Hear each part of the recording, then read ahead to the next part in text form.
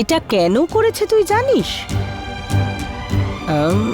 Engagement তো হয়ে গেছে, এখন শুধু বিয়েটাই বাকি। তাই জন্য ওর হবু শাশুড়ির সাথে গয়না কাপড় এইসব ব্যাপারে কথা বলতে গেছে নাকি।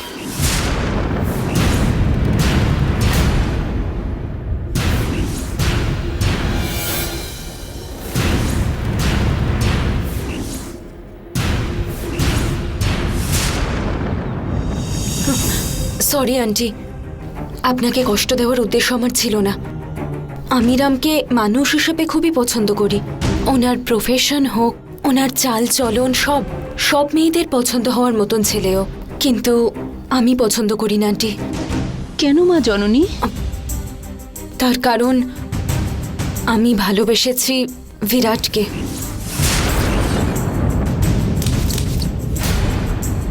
আমার মনের মধ্যে শুধু উনি আছেন আন্টি।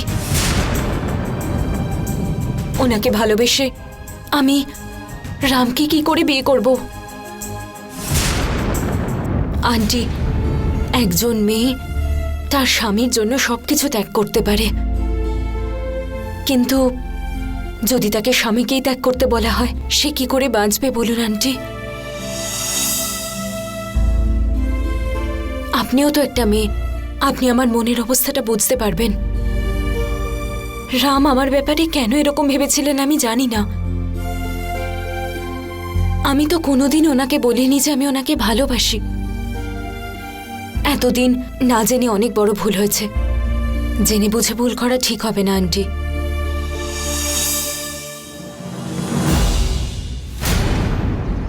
কিরে বিরাট, কি হলো? পড়ে গেল হাত থেকে? হাত থেকে পড়ে গেল মম।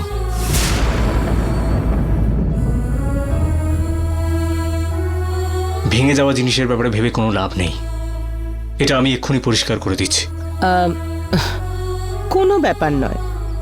দেখ, তুই শুধু ওর কথা চিন্তা করছিস, আর ও কি করছে?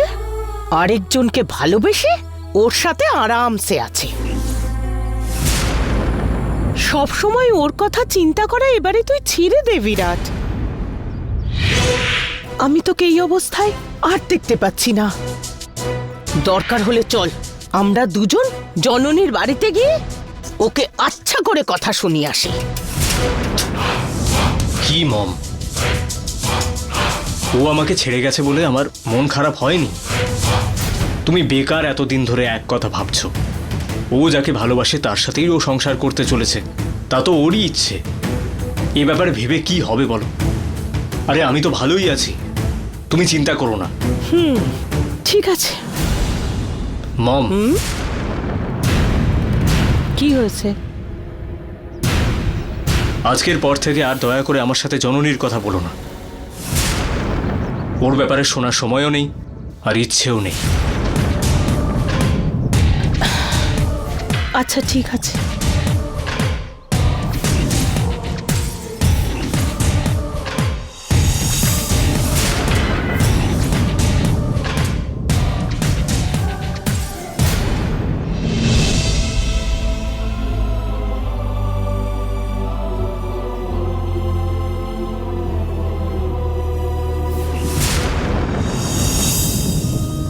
আমাকে নিজের মেয়ে মনে করে আমার মনের অবস্থাটা বুঝুন আন্টি। এই বিয়েটা আপনাকেই এখন বন্ধ করতে হবে আন্টি। আন্টি, সবাই জোর করার কারণে শুধু আমার জীবন না, রামের জীবনও ভালো থাকবে না। একটু চিন্তা করুন।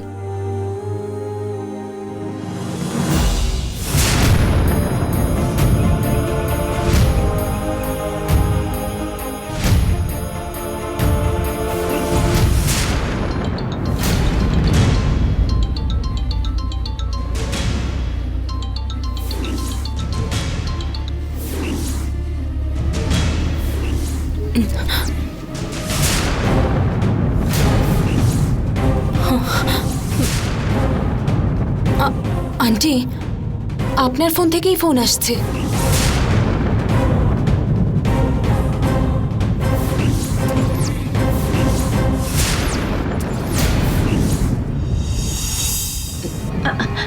আসলে আসলে আমার ফোনে একটু প্রবলেম হচ্ছে মা। অটো রিডাল হয়ে যাচ্ছে। তুমি কোনো চিন্তা করো না মা, ফোনটা কেটে দাও। হ্যাঁ, ঠিক আছে আন্টি।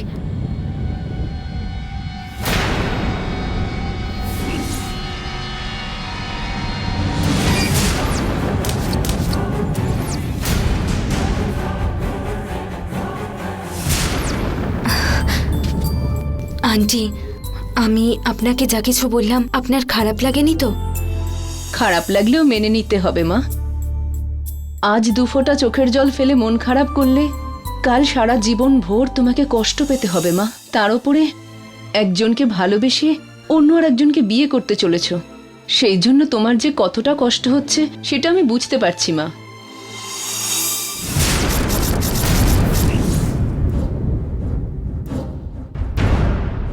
তুমি আমাকে এসব এখন বলে খুবই ভালো করেছো মা। তুমি আমাকে 2-1 মিনিট সময় দাও, আমি আবার এসে কথা বলছি তোমার সঙ্গে।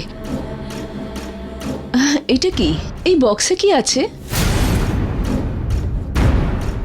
ও, আমি সেই দিন তোমাকে দিয়েছিলাম তো, ওইটাই ফেরত দিতে এসেছো?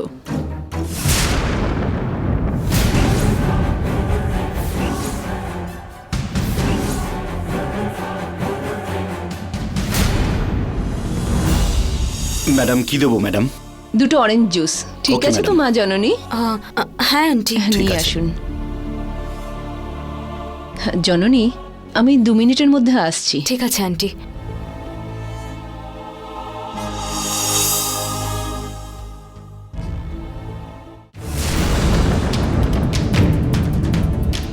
কি জননী, তুমি এত লেট করলে? সবকিছু ঠিক আছে তো? সরি আন্টি, একটু লেট হয়ে গেল। আসলে একজন ফোন করেছিল, কথা বলছিলাম। আপনাকে বললাম না ফোনের অটো রিডায়ালটা অন হয়ে গেছে। আমার ফোনটা নিয়ে কত দিন ধরে সমস্যা হচ্ছে, সেটা সলভ করে এলাম বলে এতক্ষণ লাগলো। হ্যাঁ আন্টি, আমার ফোন থেকে আপনার কাছে ফোন গেলে রিসিভ করবেন না, ঠিক আছে তো? ঠিক আছে মা। এই হলো ফোনের জ্বালা, ঠিক থাকলে মাথা খারাপ করে, আবার বন্ধ হলেও মাথা খারাপ হয়ে যায়। যাগ্গে ছাড়ো, লস্যি খাও। ঠিক আছে আন্টি।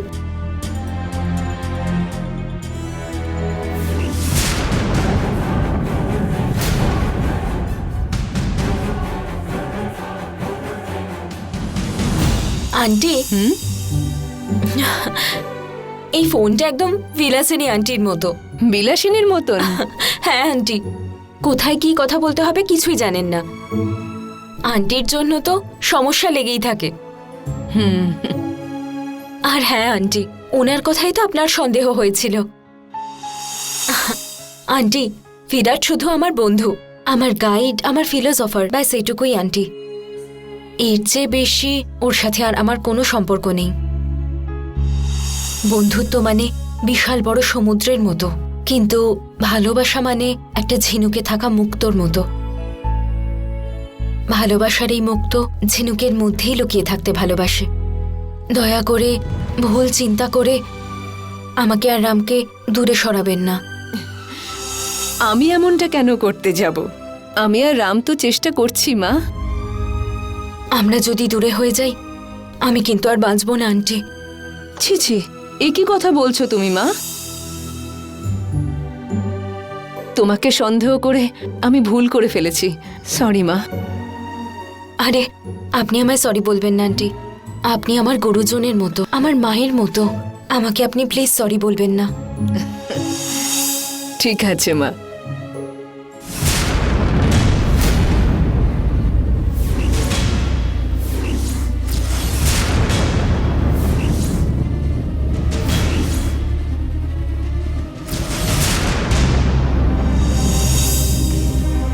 আচ্ছা জননী, এবার আমি আসি। হ্যাঁ আন্টি, ঠিক আছে।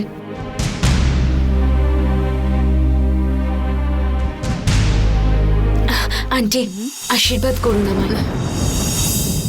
দীর্ঘায়ু হও আর সব সময় হাসি খুশি থাকো, ঠিক আছে মা? হ্যাঁ আন্টি।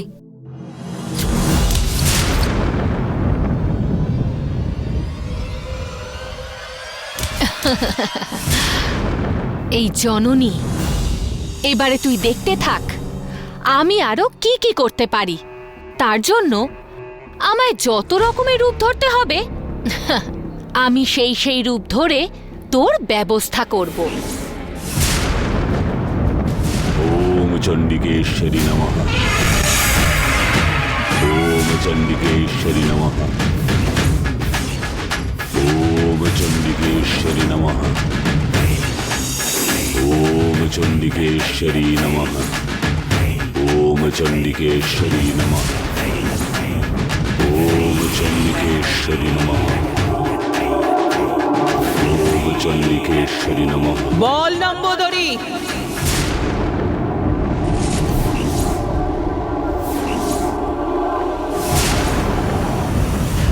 যা কাজ বলেছিলাম করতে পারলি না তুই, এখন কি করবি?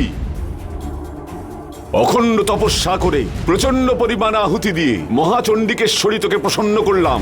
কেন বল? এই বিষাক্ত সাপগুলোকে অগ্নিতে আহুতি দেওয়ার জন্য। কিন্তু ওই জননী মৃত্যুকে জয় করলো। ওর শক্তির থেকে তোর শক্তি বেশি বলে বিশ্বাস করেছিলাম, কিন্তু আমার বিশ্বাসকে তুই মিথ্যে বলে প্রমাণ করলি। মহাসর্পযজ্ঞ করার আগে ওকে বলি দিতে হতো, সেটা তুই জানতিস? শেষ হয়ে গেছে তো, যজ্ঞ তো শেষ হয়ে গেছে।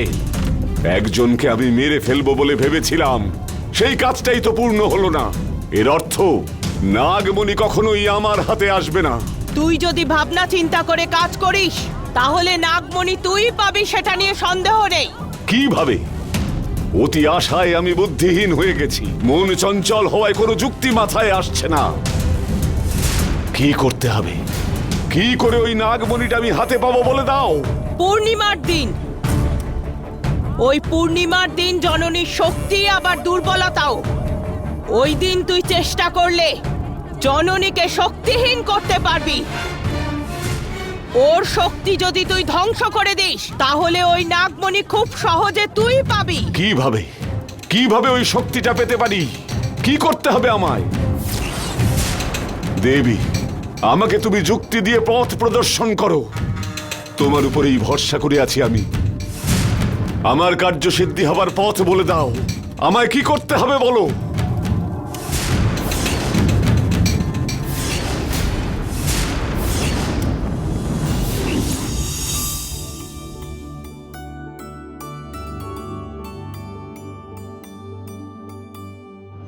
এই বিলাসিনী মোবাইলটা ফেলে কোথায় চলে গেল?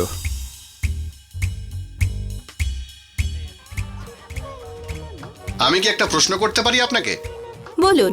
ম্যাডাম, আপনার মতো সবাই যদি পেপার স্প্রে নিয়ে ঘুরে তাহলে আমাদের কি হবে?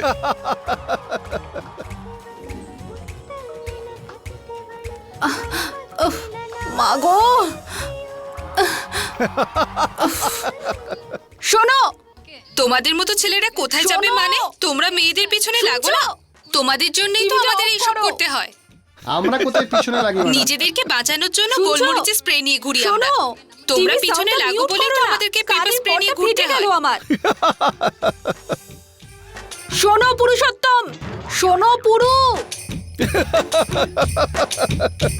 পুরুষোত্তম, ধ্যাৎ, টিভিটা অফ করো না। মাগো,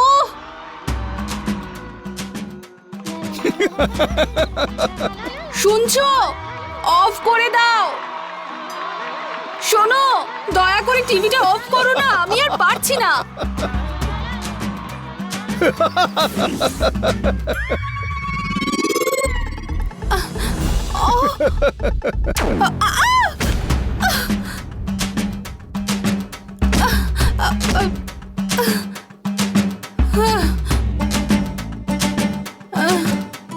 ওরে বাবা,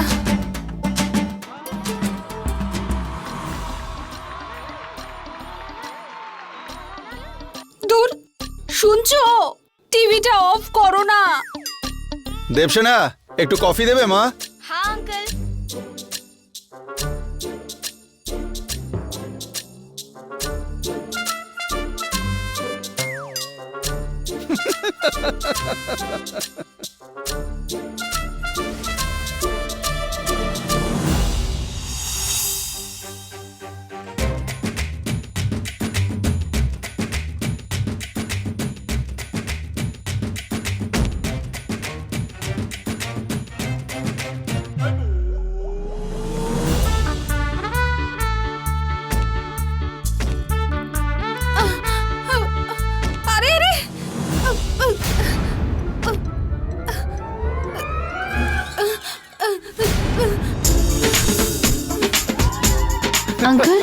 কফি। থ্যাঙ্কস মা।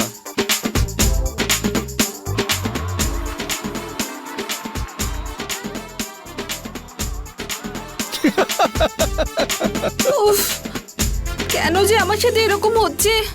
মা গো, মা, উফ।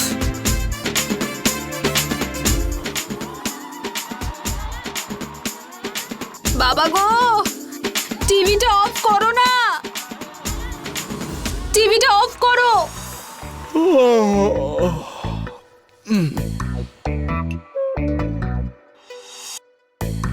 বাবা,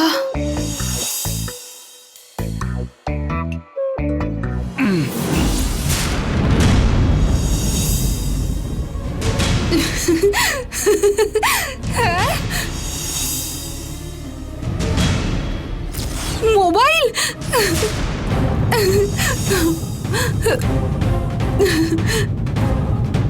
বাবা মোবাইল পেয়েছি, আগে বিরাটকে ফোন করতে হবে।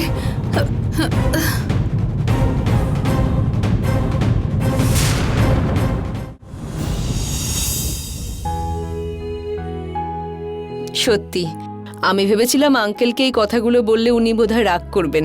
ঠাকুর খুবই দয়াময়ী, তোমার জীবনটা নষ্ট হওয়ার থেকে বেঁচে গেল। আন্টি কি বললেন আঙ্কেল? ওনাকে সব কথা বলেছেন? হ্যাঁ গো মা, এরকম একটা সেনসিটিভ ব্যাপার নিজেদের লোকের কাছে লুকিয়ে রাখা যায়? বাইরের লোকের কাছে না বললাম, অ্যাটলিস্ট নিজের হাজবেন্ডকে তো বলা উচিত। উনি কি খুব রাগ করেছেন আন্টি? হ্যাঁ, হলে হোক মা। আমি নিজে একজন মেয়ে হয়ে তোমার ব্যাপারটা যে ভাববো না সেটা কি করে ভাবলে? তুমি মেয়ে বলে সবাই ভেবেছে যেমন ইচ্ছে পুতুলের মতো নাচাবে। মেয়েদেরও তো ইচ্ছে আকাঙ্ক্ষা থাকে, কেউ সে ব্যাপারে চিন্তাও করে না। এটা দেখতে গেলে তুমি সত্যি কথাটা বলে খুবই ভালো করেছো। কত মেয়ের বিয়ে তো হতে হতেও থেমে গেছে। ভাবো তো, বেচারা বাবা মায়ের মনের কি অবস্থা হয় তখন। আন্টি আপনাকে অনেক ধন্যবাদ। ঠিক আছে মা, তোমার মনের কথা আমি বুঝতে পেরেছি। দেখো, তোমায় আমাকে একটা সাহায্য করতে হবে। ঠিক আছে আন্টি।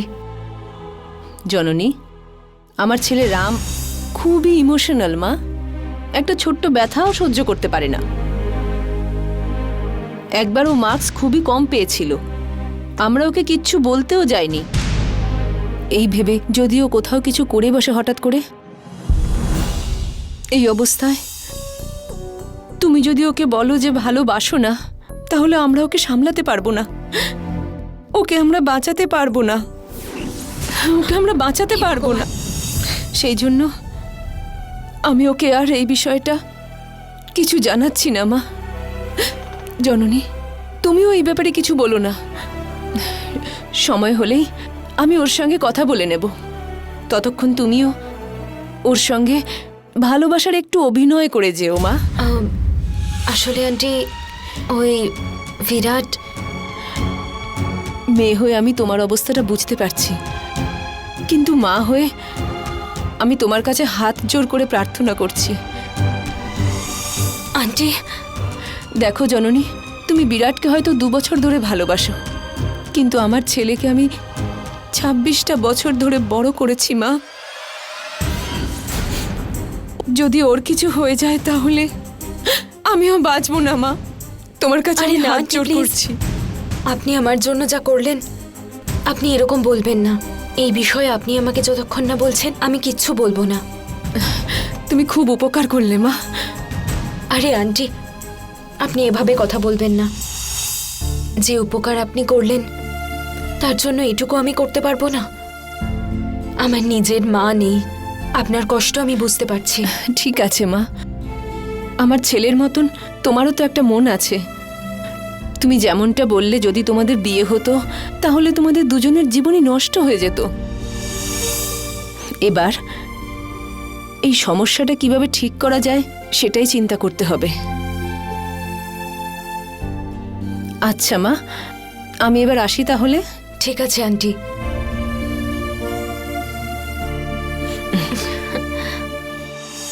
ভালো থেকো হ্যাঁ মা। আন্টি। আন্টি খুব ভালো মানুষ। যাক, এতক্ষণ এই বিষয়টা নিয়ে নিশ্চিন্ত হলাম।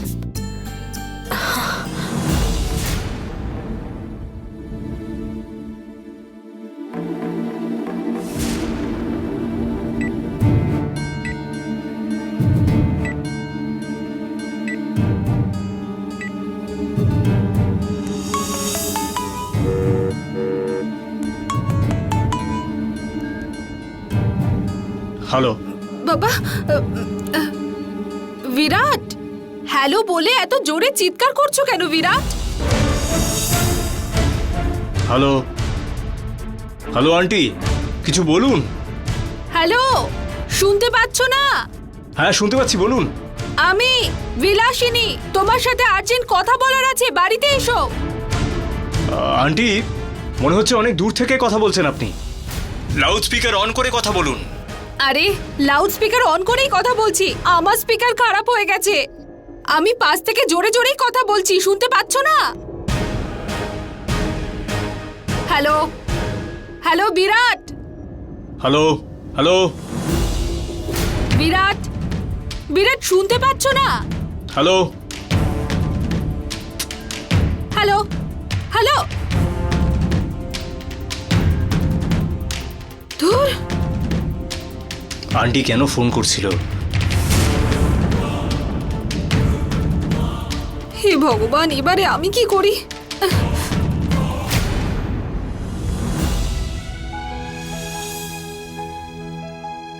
হে ভগবান, আন্টিকে তো বক্সটা দিতেই পারলাম না।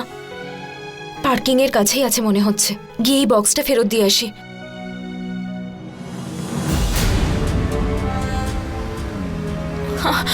আন্টি, আন্টি, আন্টির বক্সটা তো ফেরত দিতে পারলাম না। কি করব এবার আমি?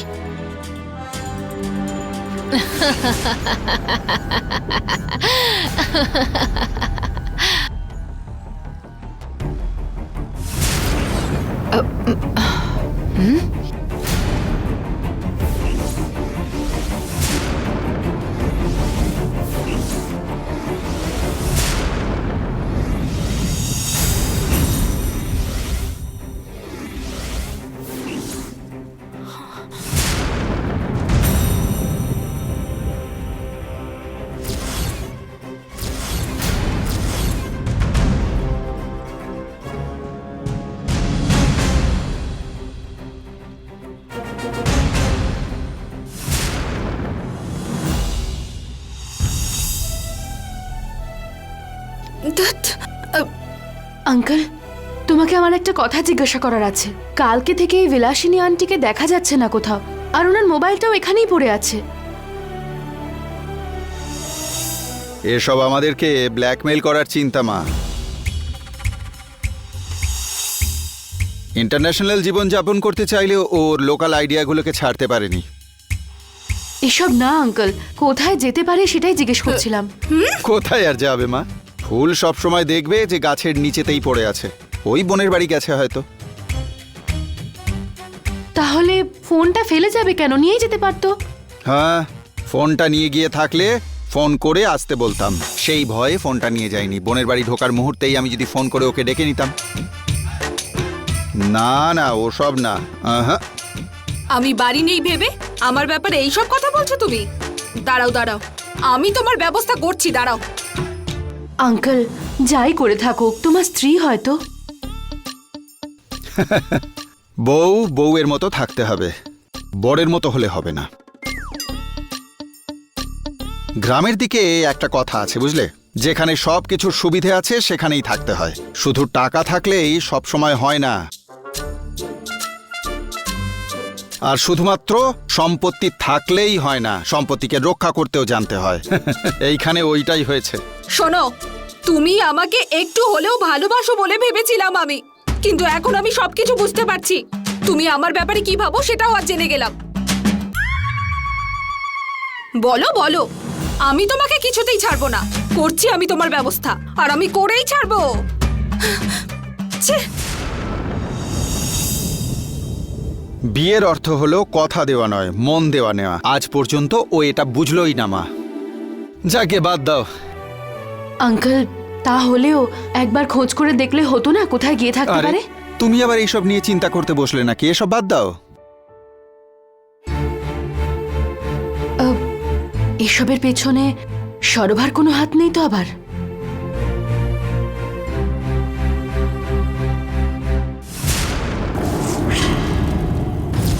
নম্বদরি, প্রত্যেক পূর্ণিমার দিন জননী নিজের শক্তি থেকে বাইরে এসে সামান্য একটা সাপ হয়ে যায়। ওই দিন পুজোটা তোকে করতে হবে। আর জননীর বদলে পুজো তুই করছিস সেটা সবাইকে বিশ্বাস করাতে হবে। তুই যদি এই পুজো করতে পারিস তাহলে ওর শক্তি হারিয়ে ফেলবে, তাহলেই ও তোর আদেশ মানতে বাধ্য হবে। এই পুজোটা করলে জননী তার শক্তি হারিয়ে সামান্য একটা সাপ হয়ে যাবে, তখনই তোর আশা পূরণ হবে। নাগমণি তোর হাতে চলে আসবে। ধন্যবাদ, ধন্যবাদ মহাশক্তি, ধন্যবাদ।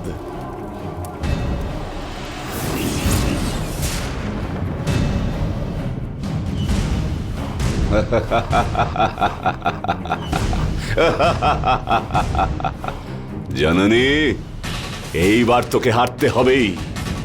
এই নামবদলি জিতবেই জিতবেই।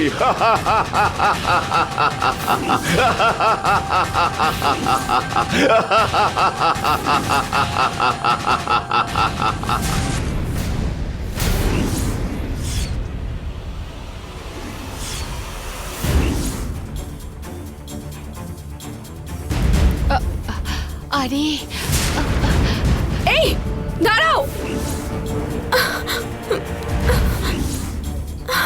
এই দাঁড়াও, এই দাঁড়াও। অটো, তাড়াতাড়ি চলো, চলো।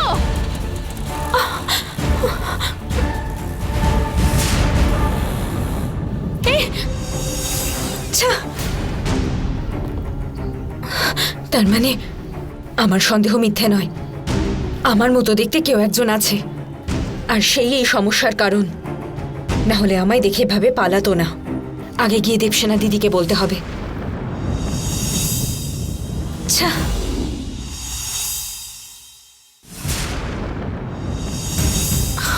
দিদি, আমার মতনই দেখতে একজন আছে, আমার বিশ্বাসই হচ্ছে না। আর তার উপর আমারই মতো জামা, আমারই মতো হেয়ার স্টাইল, এমনকি টিপ পর্যন্ত। কিছু বুঝতে পারছি না। যখন তোমার সাথে ছিলাম গিরিজা আন্টি আমাকে ফোন করেছিলেন, আর তার কিছুক্ষণ পরেই তো আমি বেরিয়ে গেছি। ওইটুকু সময়ের মধ্যে আমি কোথায় যাচ্ছি, কার সাথে দেখা করতে যাচ্ছি, ও কি করে জানলো দিদি? ও হঠাৎ করে ওখানে এসেছিল, নাকি আমি যেখানেই যাই ও যায়? তোর কথা শুনে আমি কি বলবো কিছু বুঝতে পারছি না তো। তোর কথা শুনে তো আমি সত্যি আশ্চর্য হয়ে যাচ্ছি রে। দিদি, আমি নিজের চোখে আজ সবকিছু দেখেছি। এটা কোনো মায়া শক্তির কাজ মনে হয়। আমাকে কেউ বিপদে ফেলার চেষ্টা করছে। তোমার কি মনে হয় দিদি? অন্য আর কেউ নয় জননী, সরভা। ওই সরভাই এই সব করে চলেছে। কিন্তু তুই কোথায় আছিস এত তাড়াতাড়ি ও কি করে জানতে পারছে? এই সমস্ত সত্যি জানা সত্ত্বেও আমি তোকে বলতে পারছি না। আজ নিজেই আমি একটা প্রশ্নের জালে জড়িয়ে গেছি, কিন্তু এই সমস্ত প্রশ্নের উত্তর আমি পাবো, আমার বিশ্বাস। দিদি, চুপ করে আছো কেন? কি নিয়ে এত চিন্তা করছো তুমি, বলো তো? হ্যাঁ, কি কথা বলবো সেই নিয়ে তো চিন্তা করছি। এইসব কথা থাক এখন। তুই যে কাজের জন্য গেছিলি সেটা তো হয়েছে, ওটাই যথেষ্ট। হ্যাঁ দিদি, রামের ব্যাপারে সবকিছু গিরিজা আন্টিকে বলেছি। উনি উদার মন দিয়ে সবকিছু মেনে। এখন কোনো কথা বলিস না। এই বাড়িতে শুধু মানুষদেরই না, বস্তুদেরও কান আছে। আর এই বিষয়টা নিয়ে তুই এখন কাউকে কিচ্ছু বলবি না। আমি বিরাটকে আর যা হয়েছে সব বলতে চাই, না হলেও কি করে জানবে বলো?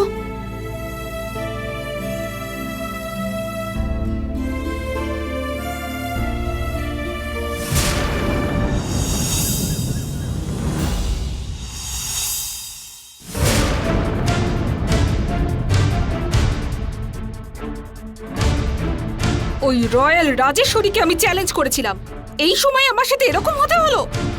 যে কোনো ভাবেই ওই বিরাট আর জননীর মিল করাতেই হবে।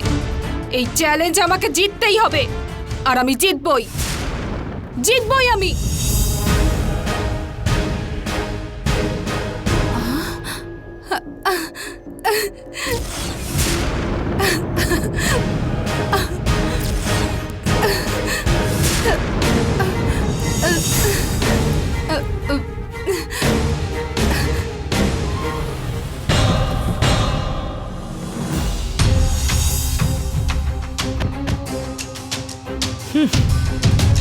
যে কোনো কাজ নিজে করাই ভালো, আর তুই অন্যের ওপর ভরসা করছিস। কি করতে চাইছিস বলতো? সব কিছু আমায় করতে হবে, আমায় দেখতে হবে। কেন বিরাট? অনেক সহ্য করেছি আমি। মালিকের মতন ব্যবহার করাটা শেখ। আরে কত বলেছি আমি, আমার কথা শুনেছিস? কলেজ এক্সটেন্ড করার ব্যাপারে বলেছিলাম, সেটা কি হলো? অনেক কম্পিটিশন মম, তার সাথে অনেক ইনফ্লুয়েন্সও। What nonsense Virat! অ্যাচিভ করতে গেলে এইসব কথা চিন্তা করতে নেই, এগিয়ে যাওয়ার জন্য কি করতে হবে সেটা চিন্তা করতে হয়। এইসব ভালোবাসা টাসা ছাড়, ওইসব তুই ভুলে যা। সব সময় যদি ওর কথাই চিন্তা করিস তাহলে সারা জীবন তুই কষ্ট পাবি। বোঝার চেষ্টা কর। তুই যদি এইভাবে ওর জন্য কষ্ট পাস তাহলে তুই একদিন শেষ হয়ে যাবি বিরাট। ও তো খুব ভালোই আছে, অন্যের সাথে দিব্য ঘুরে বেড়াচ্ছে।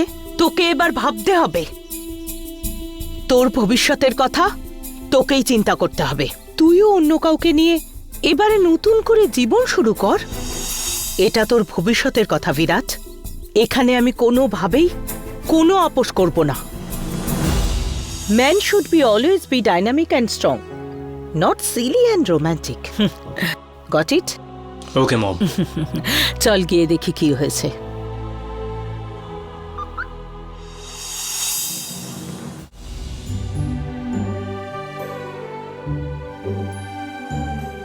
নমস্কার ম্যাডাম। নমস্কার স্যার। আসুন, বসুন। বস এখানে। ম্যাডাম, কফি আনবো? ওইসব পরে হবে। কলেজ এক্সটেনশনের জন্য অ্যাপ্লিকেশন দিয়েছিলাম। হ্যাঁ ম্যাডাম। শুধুমাত্র হ্যাঁ শুনতে আমি আসিনি। কত দূর এগোলো ব্যাপারটা? ম্যাডাম, ওটা কালকে প্রসেস হয়েছে, কিন্তু আমাদের প্ল্যানটা রিজেক্ট হয়েছে ম্যাডাম। হোয়াট? রিজেক্ট হয়েছে?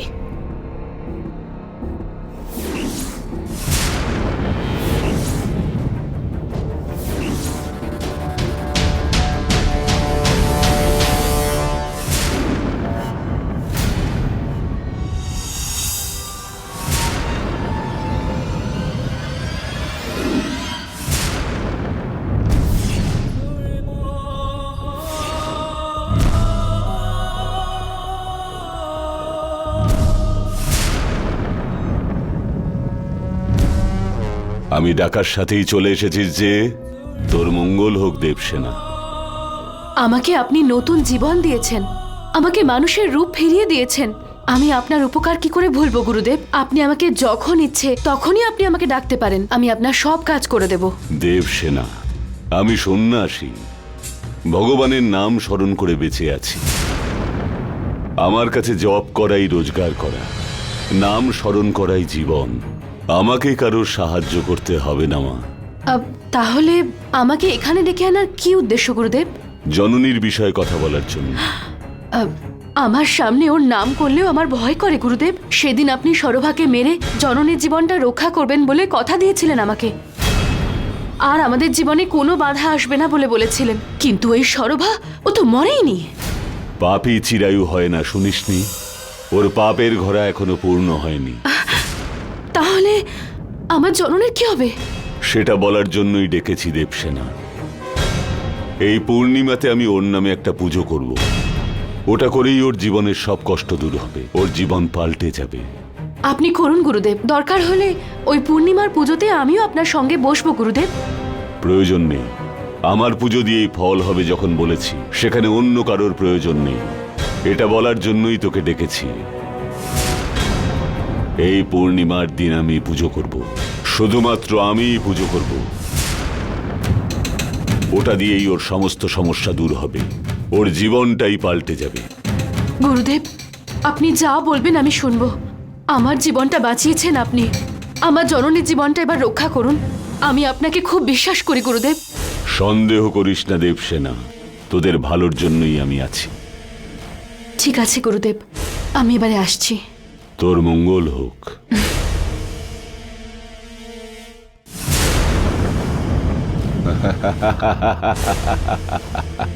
দেবসেনা, আর তোর জননীকে কোনো কষ্ট সইতে হবে না। ওর গল্প শেষ। এরপর ওর পরিণতি হবে সামান্য একটা সাপ হয়ে। ওর শক্তি, ওর ক্ষমতা ফুসফুস করেই কেটে যাবে।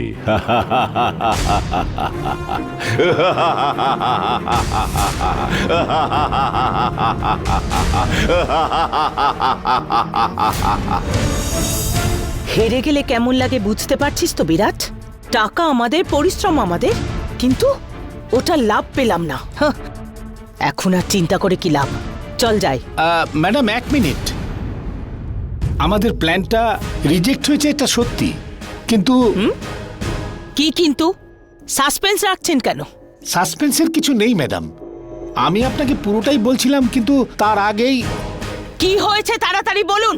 ম্যাডাম, কালকে যে প্ল্যানটা আমাদের রিজেক্ট হয়েছিল সেটা আজকে অ্যাপ্রুভ হয়েছে।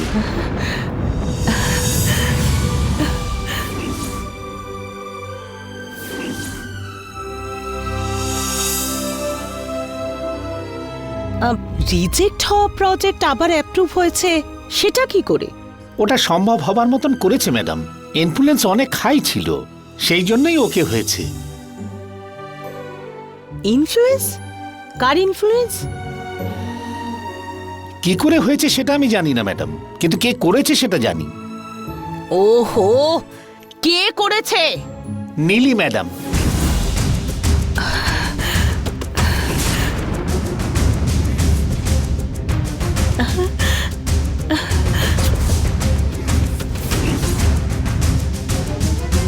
নীলি?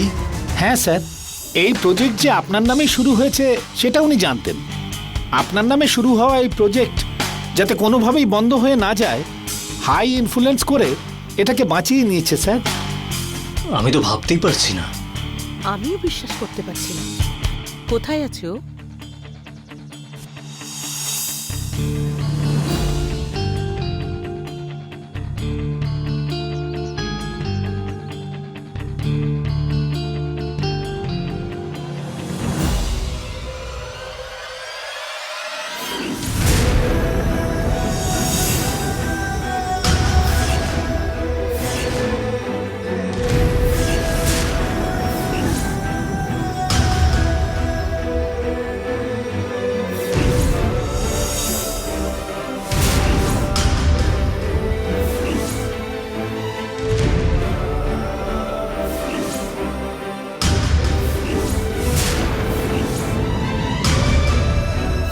একটা কথা বলবো, বাঘ আসলেও আমি আপনাকে রক্ষা করব, এইভাবে একা ছেড়ে চলে যাব না।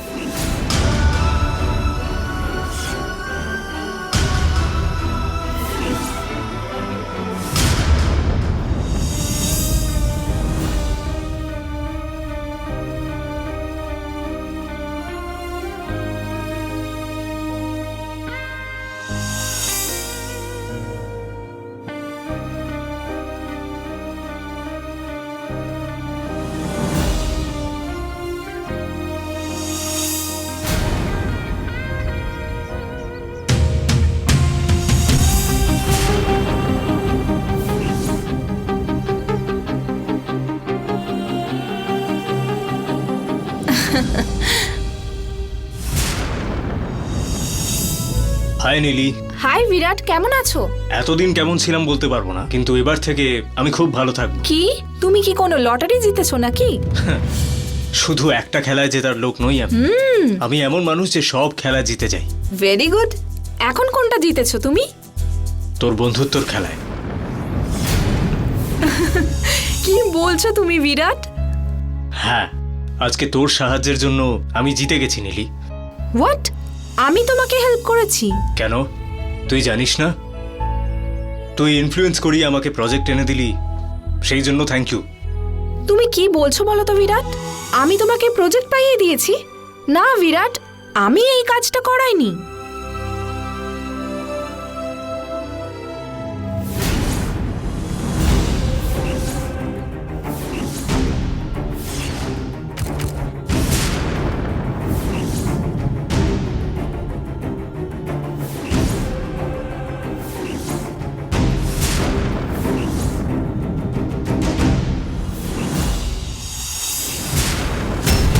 রিস্ক কেন নিয়েছিস জিজ্ঞেস করতাম, কিন্তু এবার জিজ্ঞাসা করবো তুই মিথ্যে কেন বলছিস।